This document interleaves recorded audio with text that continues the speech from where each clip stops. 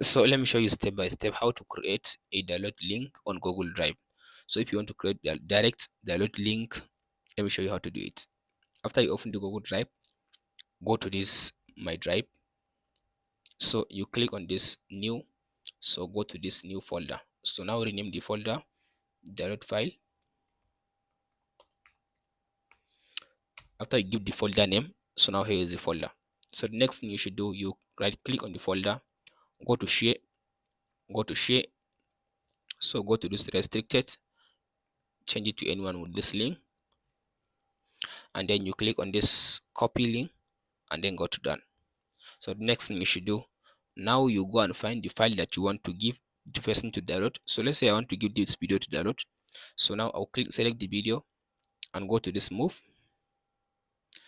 So now I'll go ahead and select the folder.